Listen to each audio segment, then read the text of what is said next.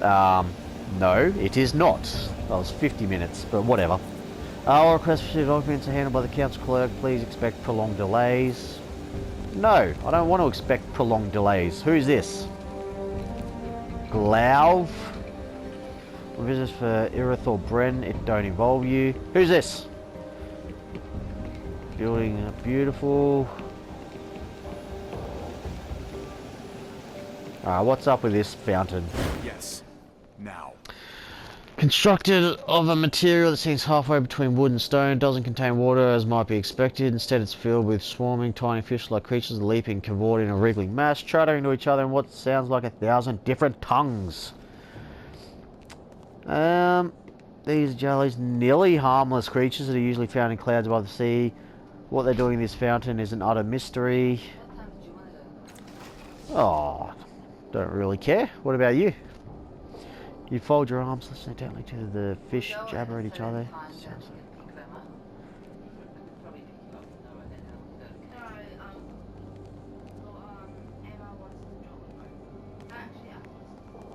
My studies have borne. What was that? A few often repeated sounds tug at your attention. I don't know. They're jellies. This is no string of gibberish. After all, they're speaking a variety of languages, but ones you've never heard before. Let's examine it. Do I try and catch one? The fountain, now that you're looking at it, is unfathomably old. Coppery, tongue-like decorations curl up and over the rim of the structure as if lapping at the endless stream of creatures within. Does it look like it's the reading game? Yeah, so when do you want to go? You take the natural artillery before you turn your gaze to the fountain. The structure easily predates the buildings in this plaza and possibly the city. Might even be older than the Ninth World. You're not filling me with much confidence. Oh my god, what way to like not answer my question at all. Yeah, fuck it, let's catch one. 10%? Fuck, why is this guy so good at catching things? Oh, get fucked. You thrust your hand in the slimy mass of creatures, but they easily slide through your fingers. No, whatever. Wasn't meant to have one then.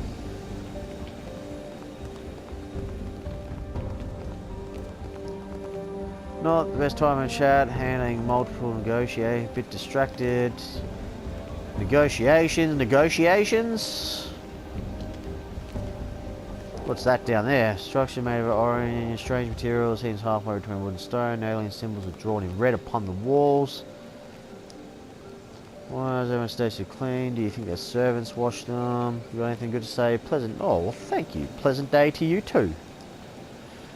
Clamone's my dearest friend, but exhausting nearly all the time. You're not the guide, are you? Nope, I am not the guide. We're trying to reach an agreement on spice, but however, prices, our vigilant friend is being difficult. I bet he is. Yeah, I'm talking to you. Ah, 3 hours.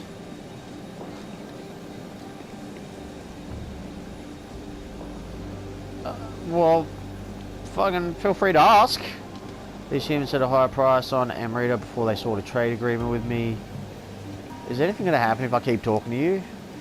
They have now lowered their prices to catch my interest. Is this not dishonest? I've asked them to apologise for their flagrant manipulation of prices. They have refused. Frustrating affair. I wish to be done with it. Why do I have a feeling that's going to be all he has to say? Right, so that goes down to the underbelly, I do believe.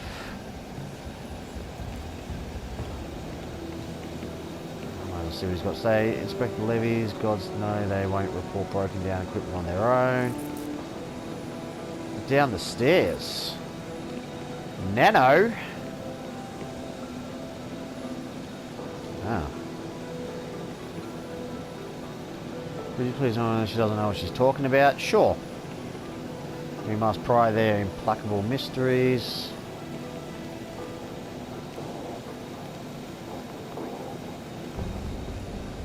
What's going on here? Chilla the Great. I'm not going to go in there just yet. What's going on here? Of course.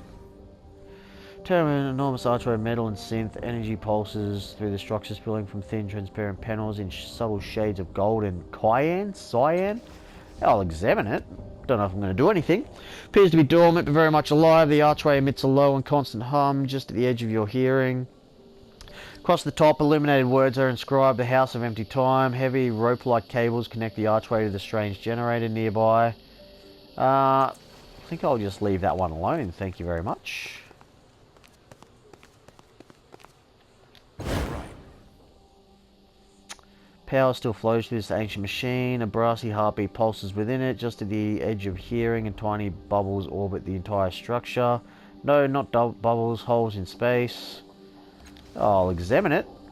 Generator combines a huge number of mismatched parts into a functional whole. Once again, you notice the circuit symbol etched into the side like a maker's mark. For the moment, nothing lies beyond the tiny holes but utter darkness. May as well try and remember. Fucking whatever. Oh my... I had a good feeling about that.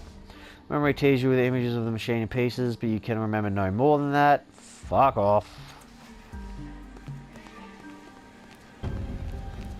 Might come back to it one day.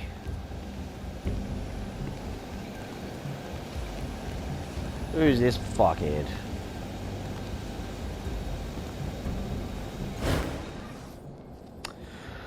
Behind a lectern, a four-eyed, hairless mutant processes paper with balletic grace. He's endlessly snapping the elegant fingers of his left hand, and each time the air twists and shimmers, either disgorging a document to be processed or accepting one that he's completed with his ink-stained right hand. Each of his eyes regards a distinct object, portals that are opening, preambles and recitals that must be reviewed, his own addenda that must be flawless. One eye twitches in your direction. Exaggerated scorn twists his mouth, and though his eye remains fixed on your face, he gives no verbal acknowledgement. The closest he comes is a faint sigh. At last, after shunting a half-dozen more documents to some distant cubby, he condescends to speak. You must wait, of course, until council matters conclude. His quartered gaze leaves you. His face returns to its former equanimity, and he continues his work, which shows no evidence of slacking, let alone concluding. How long do you expect council business to take? The clerk rolls his idle eye skyward and answers in a voice that feigns having been worn down by endless pestering petitioners, though as far as you can see, you're the only one bold enough to bother him. Consider in so vast a city what ordinances must be registered, contracts memorialised, indictments docketed, discoveries catalogued, edicts promulgated, memoranda routed, applications processed, permits issued, titles recorded. From such consideration you may draw your own conclusions.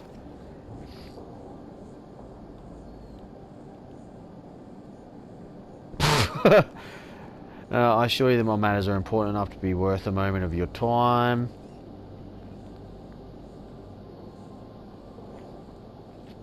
I might ask that. I'm going to keep it peaceful. The clerk continues his masterful shuffling of papers from one portal to another, flicking a closed scroll through a gateway with a particularly deft gesture. Then he turns not one but two eyes your way. If you're inquiring whether I would let your sweating butcher's fingers touch the council's paperwork, I fear for the state of your mind. His eyes look away and he adds, of course it is customary to render a small gratuity in thanks to civil service. One eye quickly glances back. Yes? Well, right now. Oh, you're messing with my sesh, man. What are you laughing at? Yeah. Oi! Yes, sure, in half-a. Maybe 40-a. 40-a. Alright. Alright, so...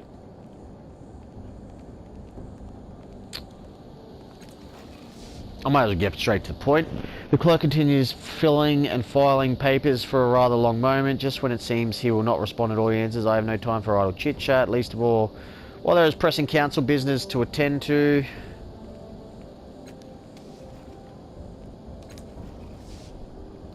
Without so much shrug of his shoulders or an inflection that would acknowledge impropriety, let alone shame, the clerk announces 60 shins.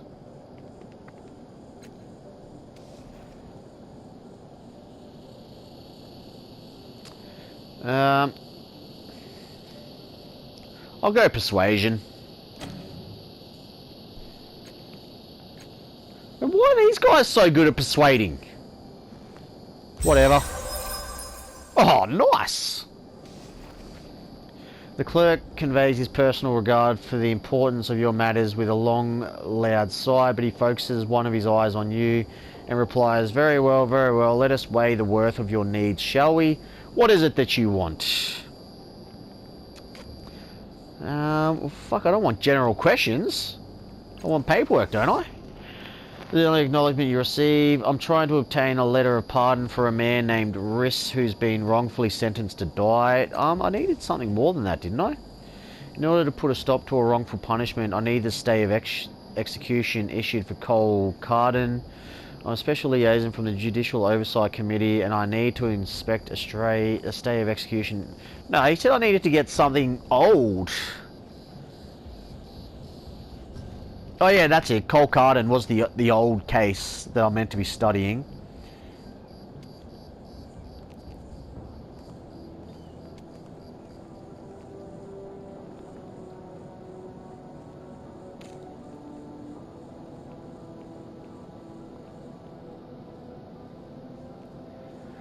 I am a special liaison from the Judicial Oversight Committee, and I need to inspect a stay of execution issued for Cole Carden.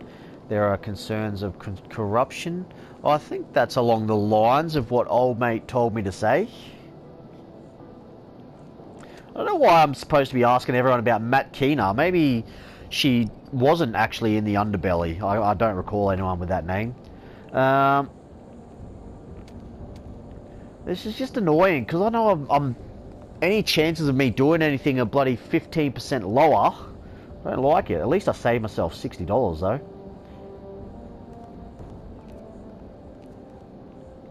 Fuck it.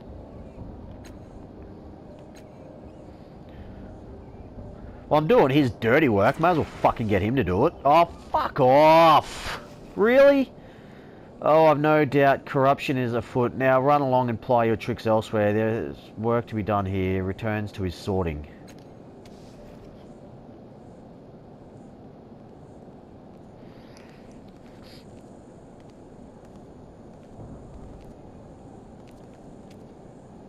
I think I need to go try and sleep somewhere and see if that fucking rejuvenates me a bit.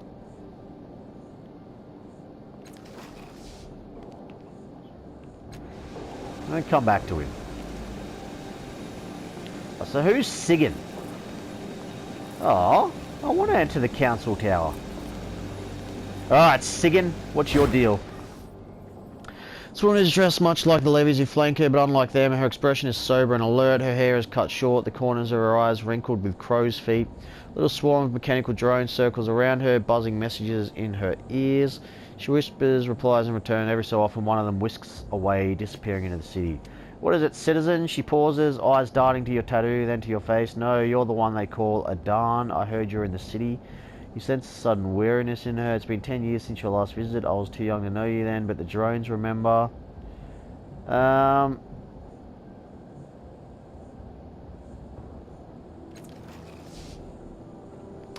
cue, two of her attendant drones dip close to her ear, emitting a stream of raspy noise that might be some sort of language. You kept to your own affairs, but everywhere you went, the city held its breath. People deferred to you, even the ones with power and influence. You looked the same as you do now, exactly the same. I want to know why, and if you don't mind telling me, I want to know what you're doing in Sagus.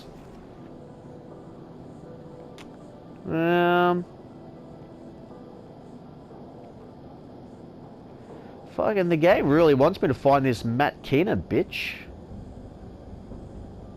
May as well see if she knows her. The White Death, her expression goes flat, but her eyes flick to your tattoo. I should have guessed that. If Matt Keener is all you want, then you should ask for her in the underbelly. That's the last place any of my drones saw her, and the levies don't venture there. She leans a little closer, lowers her voice, and if you leave the city afterward, I'll be very happy if you took her with you. Another drone swoops past you, stopping just short of the woman's head. Unleashes a series of raspy buzzes and squawks. She whispers something to it, then glances back in your direction. What was it you wanted? I can't believe you can dob on everyone in this game. I love it. Yeah, what's wrong with Matt? I don't like assassins, especially good ones. I don't like the temptation they represent to people in power. To the people I'm supposed to serve, they make it too easy to solve problems discreetly. I think, did she tell me who she was? I don't really care, to be honest. I'm out of here. What is in the building behind you? How do you don't recognise the seat of government? I know you lived here for a time. I may as well tell the truth. You've lost more than that. I've seen images of you through the eyes of the drones. 10 years ago, you moved differently, carried yourself like a king in the steadfast. You've lost your soul or gained one. I don't mean to be harsh. Gives you a faint smile. Thank you for being honest with me. She waves her hand at the doors behind her. The council meets in there, a representative from every slave family and from some of the guilds, depending upon who's in favour. Hardly anyone goes in through the doors. Though they're just a formality, most people have other ways of getting inside and out. Yeah, that's all. I don't have anything else to say to you. So I'm gonna fucking try and... I am gonna ask my culty church friends if I can have a nap. Oh, for me? You better believe it. It's all happening. I've got some rock melon delivered to me. Alright. Oh, you know what? I don't think I really want to... Like, I do want to go there, but just not right now. I imagine it's going to be talking, too much talking. I might go down here. Actually, no. Since old mate's going to get executed any minute now, or some shit. I may as well go. I'm going to go have a snooze, hopefully. And, hopefully that gets rid of my stupid cipher disease. And, yeah. I might try again to convince that guy to give me the papers.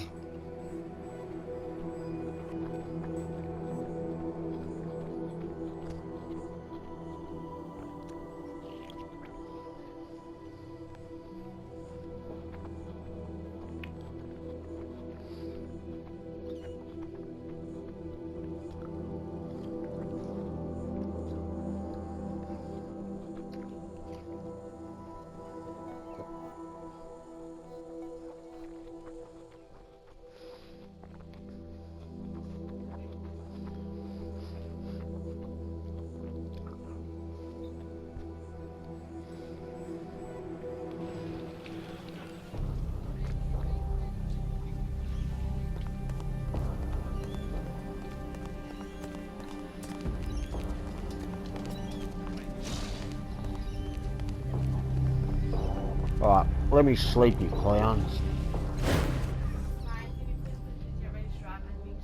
No. What? Your mum told me 40 minutes. I have to go soon. Well, this was like 10 minutes ago, so 30 minutes. Oh my god, you people are so annoying. Is your mum ready to go? No. No? No. Oh, well, talk to her then. Jesus. Yes, I would like to sleep here right now. Oh.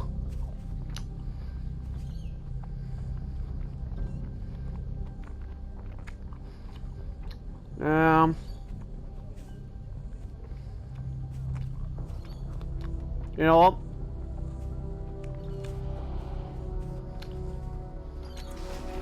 I will do it. I think I'm going to save before I do it, just in case it's a waste of money. Like, surely that's got to heal you. So for now, I'm going to go back to the underbelly, ask around about this Matt Kinner bitch. Hopefully, old mate, who's about to be executed, can, you know, last a little while on his own.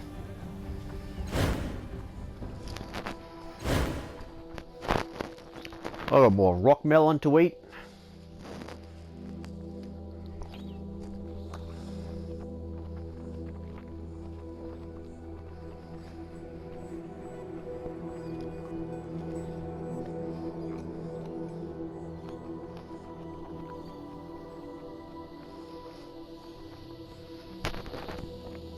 I can't believe these people are cutting my session short.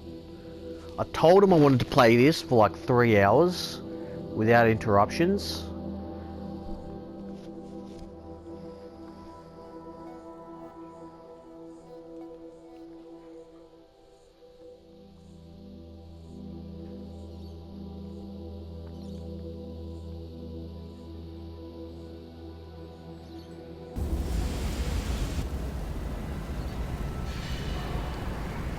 Alright, who am I going to ask about Matt Kinner?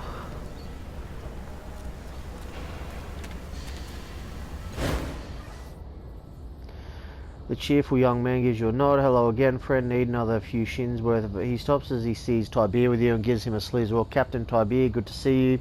What are you doing running with these? He pauses then smiles. Oh, I see you got a new friend, eh? Well, we've already met, and very nice he is too. Hello, friend. Tibir scowls. Hello, Manth. I hope you were on your best behaviour. Didn't take any advantage. Oh, no, Captain, says the boy. Nice as can be. Just answered some questions, didn't I, sir? Yeah, you wanted money, didn't you? He gives you a salute. Anything else you'd like to know, friend? Would you like to hear about the people who live here, or maybe the Stitches tunnels, or the manufactory, or those crazy Dendro bastards? He points at you, leering. Or maybe you heard about the murder and you're looking for a thrill. Huh. So now that you're captains with me, you'll tell me everything, eh? Well,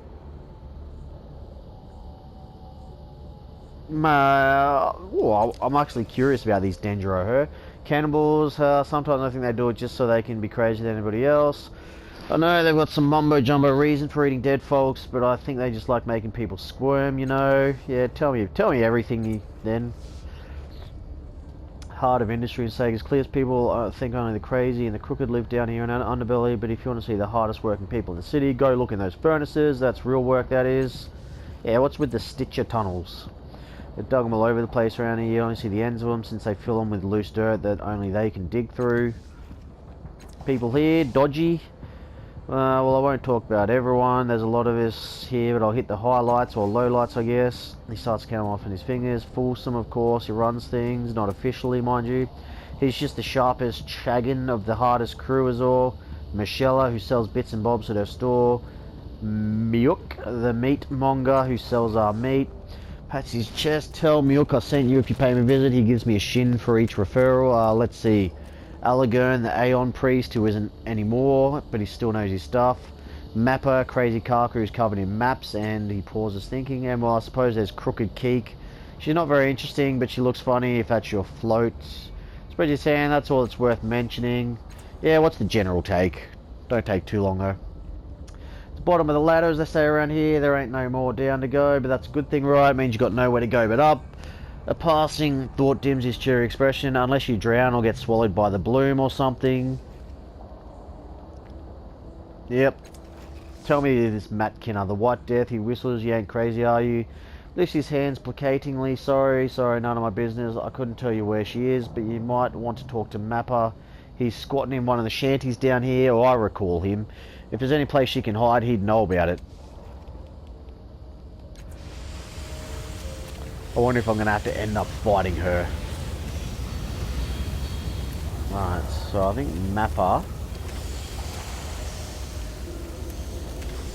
I thought that was Mapper. No. Hang on, who's this? That looks like a new name, doesn't it? Oh, no, it doesn't. Yep, no. See you later. Now, Mapper was just here somewhere, I think. You came back, what do you need?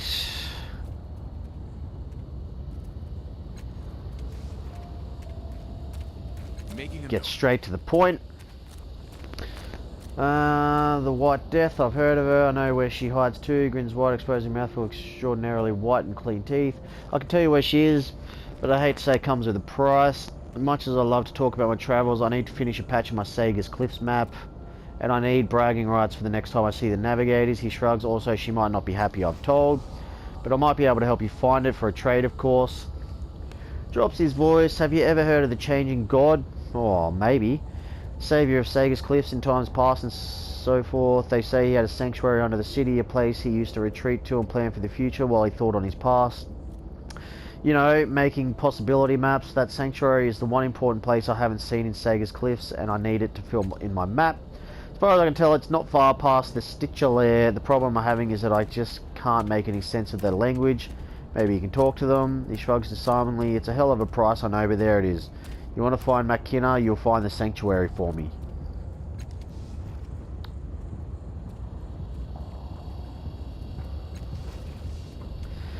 There must be. Changing God wasn't the kind of person who would just put one entrance into the place, but I haven't been able to find the back door for the life of me. Whatevs.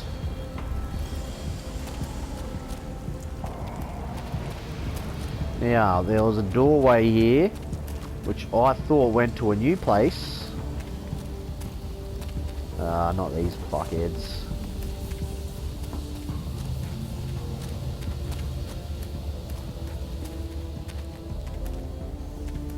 What are you laughing at? Hang on. Is that the one I'm thinking of?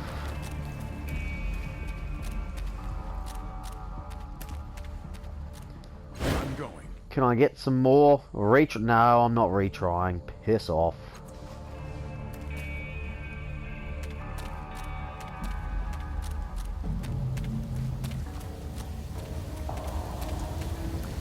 I thought there was like a kind of a cave looking thing up here.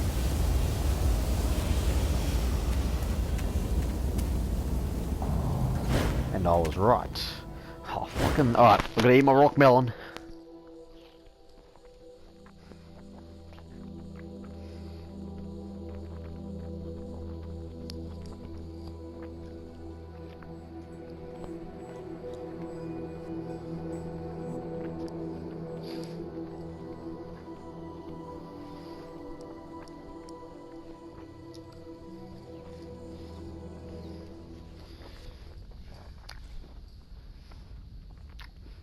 Alright, what do we got here?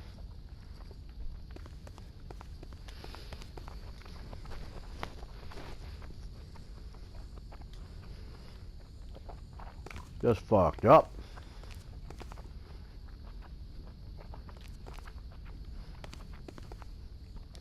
Who are you? Short, squat woman rakes absently at the swollen red tattoos decorating a pale, naked scalp. Her claws draw blood, but she doesn't seem to notice. Her head jerks up at the sound of your footsteps, and her too large mouth widens in a sharp-toothed smile.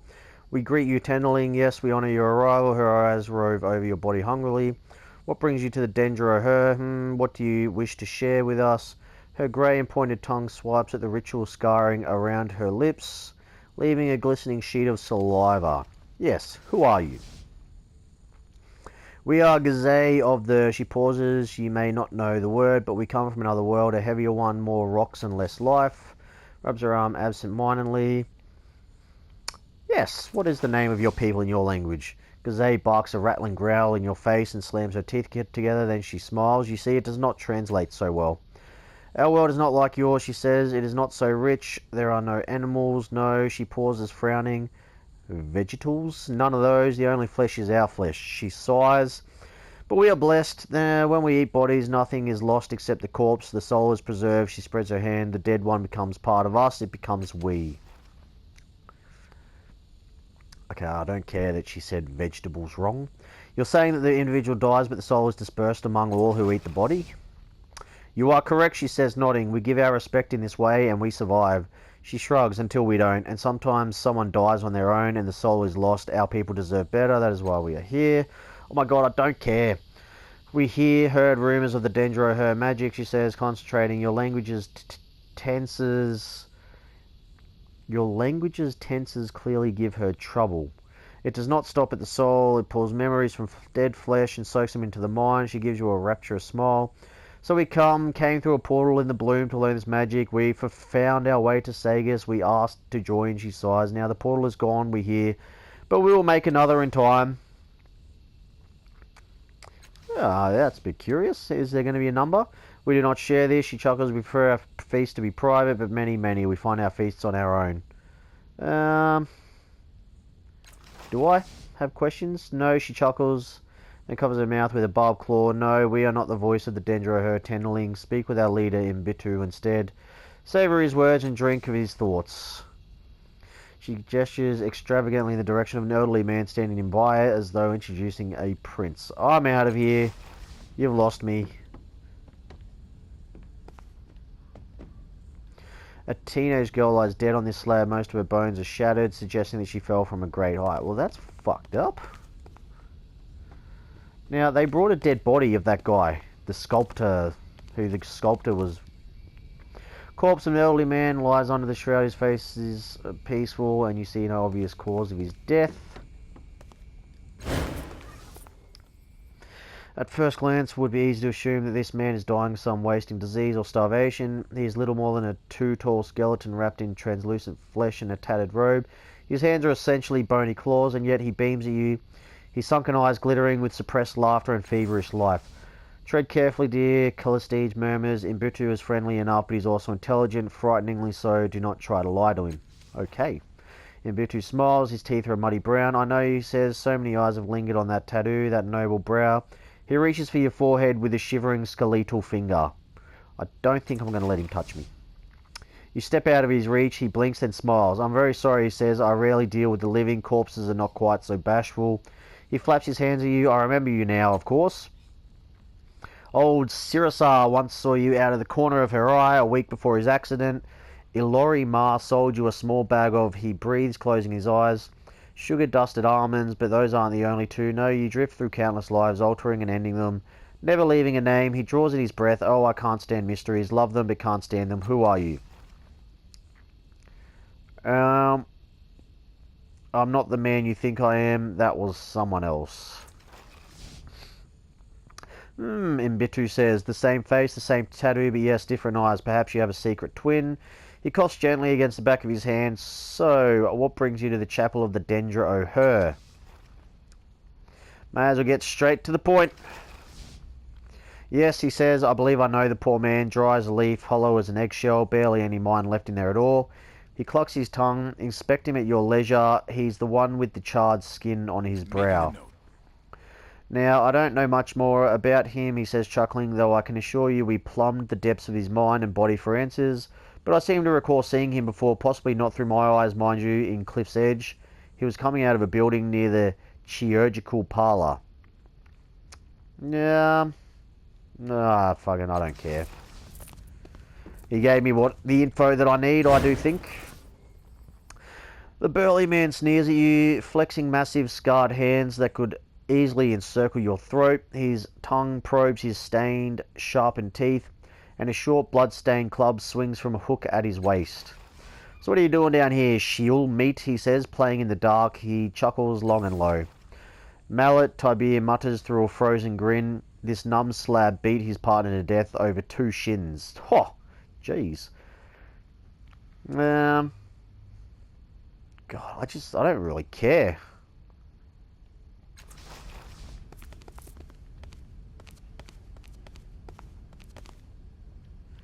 Which is the body that I want to examine? Corpse is a wretched state, its head and limbs crushed to pulp with bits of wood and debris embedded in the skin. Well, this must be it. Strong array of charred flesh rises from the dingy cloth over this corpse. Carefully move the shroud to the side. There's no way around it. This dead man was a cast-off, and it would be hard for him to be deader. His flesh is papery, desiccated. His tattoo, or rather the charred remains of it, has burned through his skin and into the bone beneath. And of course there is the matter of his charred eye sockets and his horrified gaping mouth. Parts of the corpse are missing, remnants of an aborted Dendra feast. You aren't surprised they stopped. Sure, let's touch his tattoo. The last thing you remember before your fingertip grazes the tattoo is a rising buzz. Time stutters and breaks. Panting softly, you awaken, leaning against the bier for support. Your arm burns, your temples throb, and white static claws at the corners of your vision.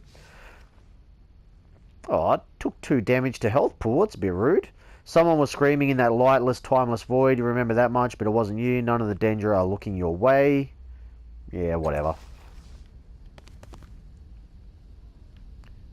Can I not look at the, I was there for a second. Oh, jeez. There we go. This corpse has been partially eaten, gnawed by human teeth. The body cavity is splayed open and most of the organs are gone. You recognise this corpse as Coro, the mercenary who tried to ambush you in the reef? Yeah, don't fuck with me. His face is frozen in an expression of surprise, as if he can't quite believe that he's dead. I'm surprised I beat him, to be honest. Plump, middle-aged woman lies upon the slab. Her head has been stripped of flesh, her eyes placed neatly on the slab beside it. Alright, Kiyatawa, what do you got to say? This woman watches you, measuring every step, every twitch of your hands, and yet there is no fear in her. Iron lines her spine and presses her mouth into a thin, even line. You take a wrong turn, she says, studying the nails on her right hand. Don't see many people down here for the light or the company. She steals a cautious glance at the hulking cultist nearby, then returns her gaze to you. You want something? May as well ask her. Long enough, she says. Thought I'd found a place I belong. Guess I was wrong. She falls silent. Perception, her lips shape the word again. Yeah, why don't you feel like? She exhales, crushing her eyelids shut. Never mind, I shouldn't have said anything. Come on, tell Daddy. Nothing, no offense, but I know you'll leave me alone, alright? Come on. Alright, well, whatever then. I don't know, now I feel like I want to ask this guy what his deal is. No, not long. I broke stuff.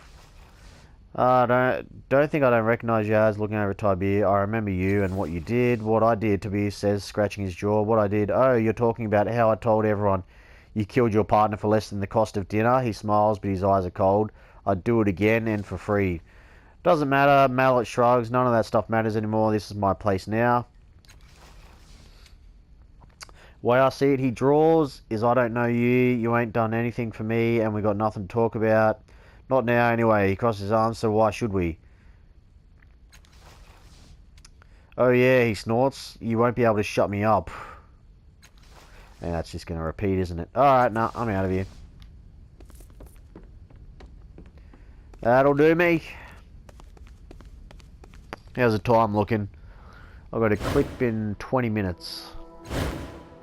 I'm surprised I don't have people whinging at me about getting a lift somewhere. I'm going to enjoy the silence while I've got it. And finish my rock melon.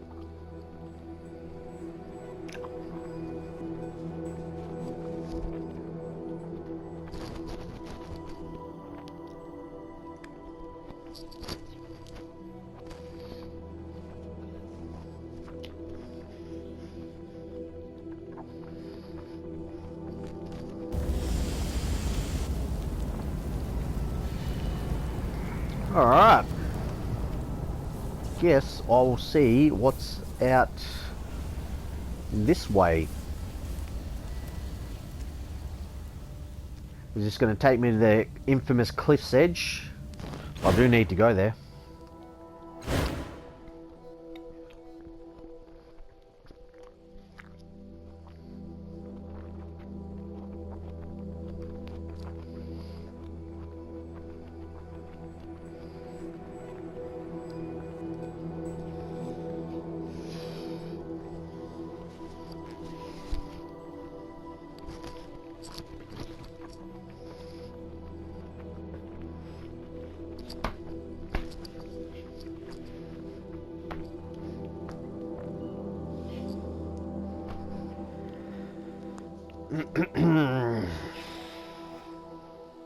Alright, rock melon consumed. Come on, give me a battle before I have to save and go. I really enjoyed that first battle, and now it's been freaking hours. And all I've done is just talk. Ah, great. Looks like it's going to be a bunch more talking. Now, why can't I look at this one? Oh, this is Cliff's Edge. I didn't expect there to be any people in Cliff's Edge. The purpose of this protrusion eludes you, but the fact that there is one of them lined up with each outlet pipe emerging from the cliff wall can't be a coincidence. You don't say. Free advice given here. Your breath is bad, you sort of like your tongue died in your mouth. Ah, shut up. It weren't much, but it were mine. Oh, Jesus. Alright. I'll come back to that. Don't sleep anymore. Anything wakes me up. Arguments, footsteps on the stairs, screaming.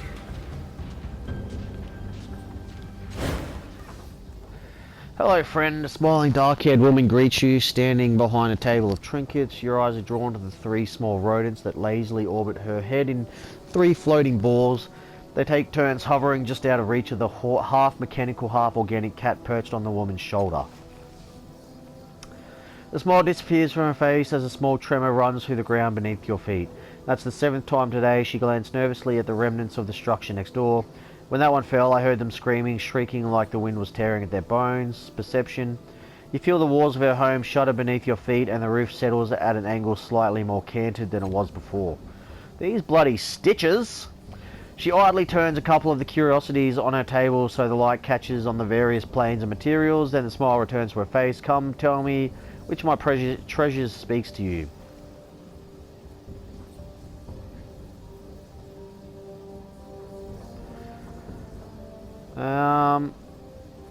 I mean, probably should be saying that.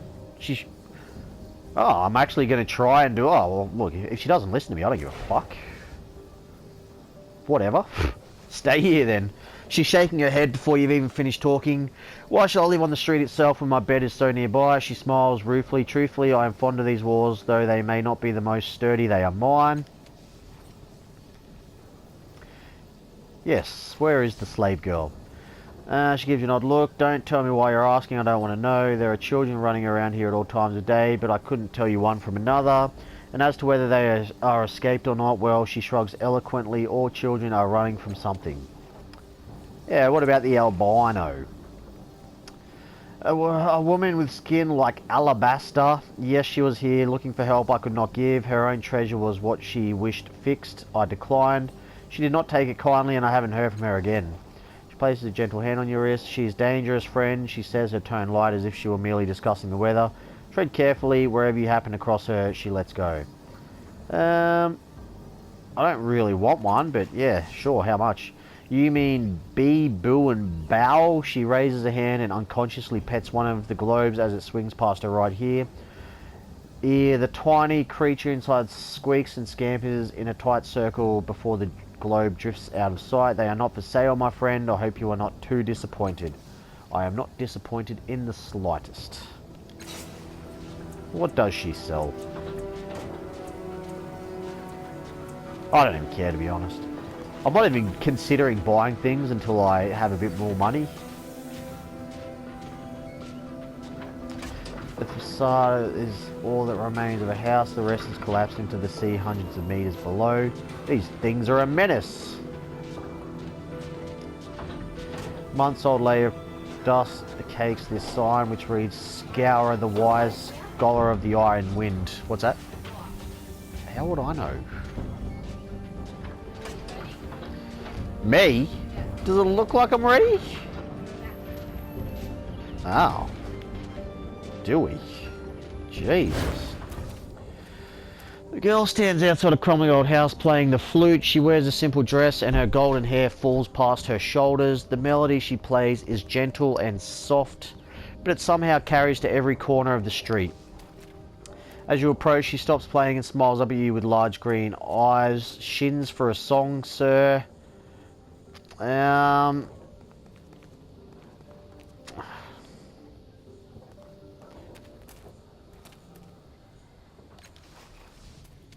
8 shins for a sad song or 12 for a happy one. Ah, look. I'm pretty poor, so...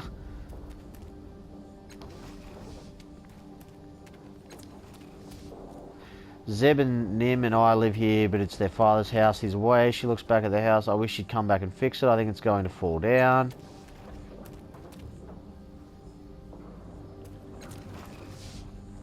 A lady named Scoura. She was a nano sorceress, but a nice one. She let us look at all the things in her workshop. Well, almost everything. There was a room where she said she kept the Iron Wind. We weren't allowed in there. She frowns. I think maybe something bad happened to her. One day she wasn't there anymore, and she didn't say farewell. Who was Zeb and Nim?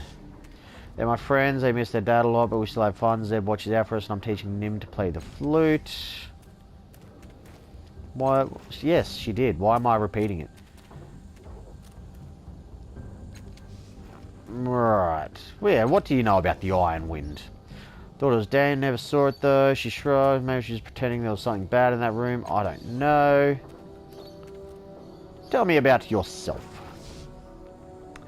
Was from outside the city, but I've been here with Zeb and Nim since before their dad went away, so now I'm from here.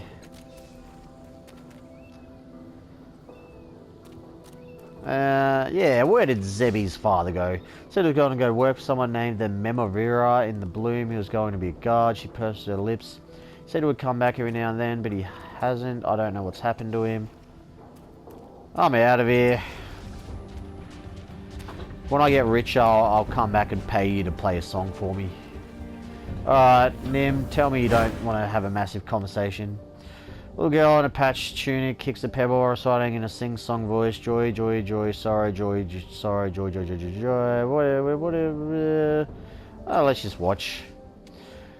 Joy, yay, she looks up at you. I got 5 in a row. She shrinks back. She realizes she's talking to someone she doesn't know. My brother usually talks to all the strangers. Fair enough.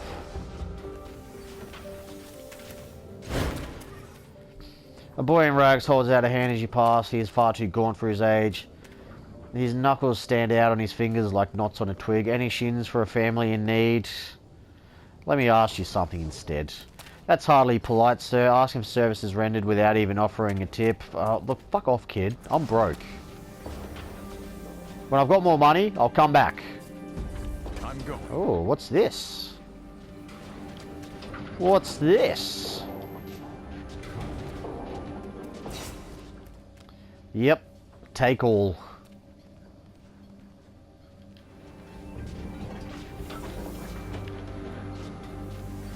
Any other looty around? Oh, not one of these bastards. Can I talk to him? Partially hidden in the trash of the dump is a frightened Stitches, though it doesn't look like the other Stitcher you've seen. Its chitin is weak and soft and its claws are small and malformed. It stares at you from its hiding place and chitters incomprehensibly. Such a good hiding place.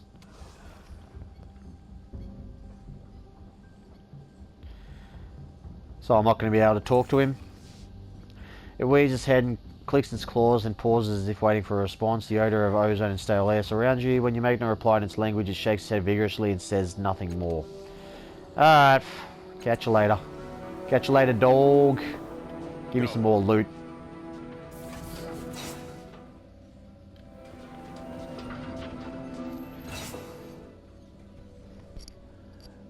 Where the hell does it tell me how much money I've got? I swear it was just there before. Oh, I need to hear that from your mum.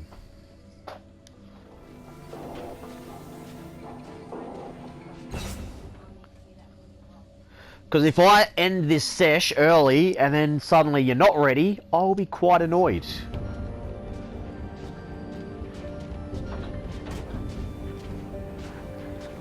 Tiles, shingles, bricks that are piled here. There are remains of collapsed buildings carefully pushed out of sight. Oh, what do you want, punk? Now you want to talk to me? Did I steal your money?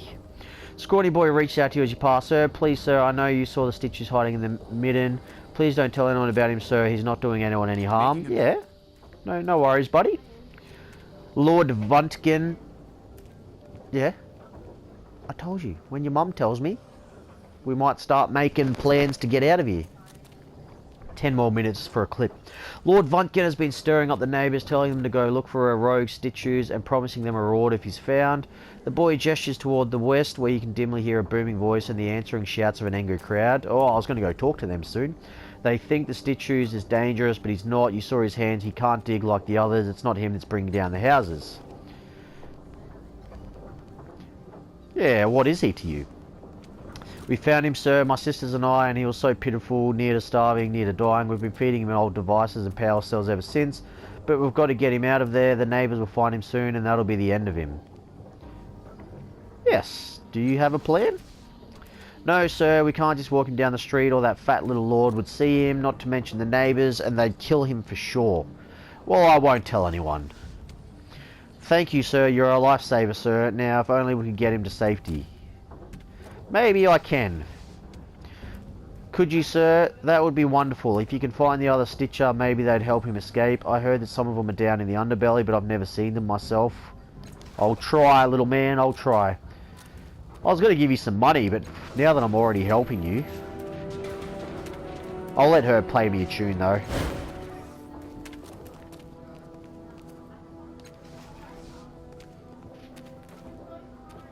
Give me a happy song, since I just found some money. Do I actually hear her play a song? Oh, how good is that? Hey, what's going on out there? Are we actually ready to go? Okay, again, it's not you that I want to tell me. Ah. Do you want me to play another? No, thank you. Maybe later. Maybe when I find some more money. Yeah. I'm not ready. In about 5 minutes. Seriously. Oh no. No, in 5 minutes we can. Don't mind my scowling friend there, doesn't trust strangers much. You're lucky I'm going at all. Don't remember asking you to join the conversation, maybe you should walk away. Well, I'm going to walk away, not because you're telling me to, but because it looks like you've got nothing important to say. Come on up and chat anytime. I love meeting the locals. We'll be seeing a lot of each other. Ah. Leave area? Where does that go? Intoxicated woman? Thread shreds, tendons bending. She's loose as a goose. If I don't stop, if it don't stop, I don't hear that here. Alright, I've stopped caring. It ain't Stitch taking home, it's blah blah rogue constructs. Who's that? Just a random ass person? Got anything to say? Yeah, whatever. Alright, so the crowd of people there. I think I've explored everywhere down here. Anything up here? Hawker? Yeah,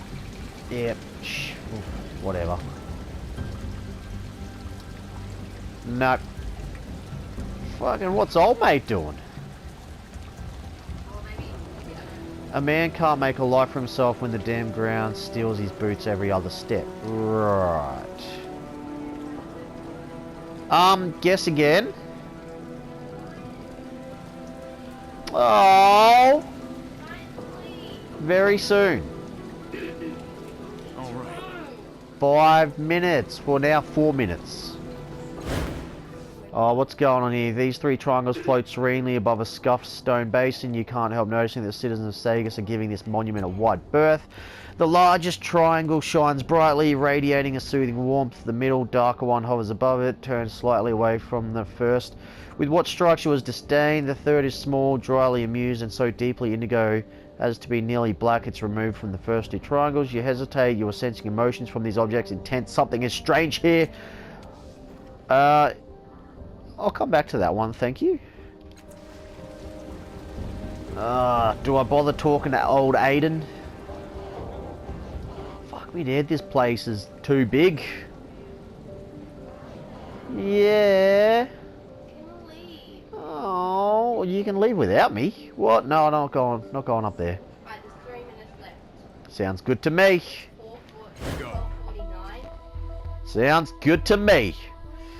This house was reduced to rubble when part of the cliff face collapsed. There is evidence that squatters have slept here recently. A ragged blanket, rotten fruit peelings, and footprints in the dust itself. Something scratches deep within the rubble. It sounds like someone or something is in there. I'll just say hello to begin with. Well, let's dig deeper. You crawl partway inside, pushing aside boards and a thin slab of slate. A small girl gasps, throwing up. Oh, it's the girl I'm looking for.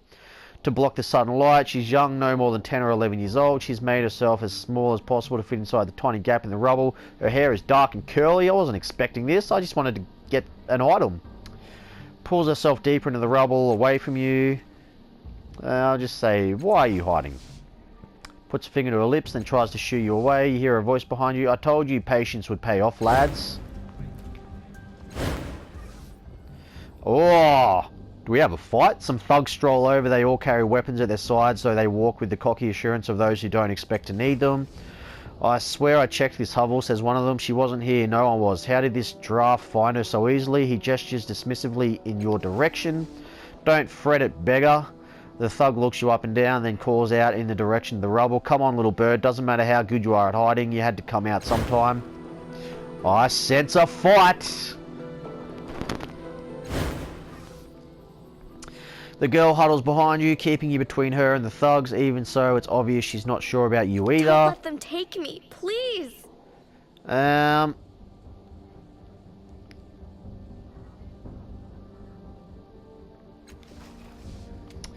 One of the men interrupts. She's lost, he says. The little urchin ran away from her home. Her mother asks us to find her and bring her back. Yes, I'm not talking to you, mate. No, she grabs her. They're bad men. They want to steal me. Kidnappers. Now that's just crude. The man crosses his arms. We're delivery men. That's all. What's that? Oh, the means and motivations of our employees ain't none of our business. He sighs, dropping his facade. He turns to you with a look that pleads for understanding, but alright, yeah, there is a slaver who put up a fine bounty if we bring her back. It's all legal and none of your business. Best you stay out of. He says the words kindly enough, but his colleagues' hands are on their weapons. You can't take me. Her grip on your wrists tightens. He found me. He has to discover his right.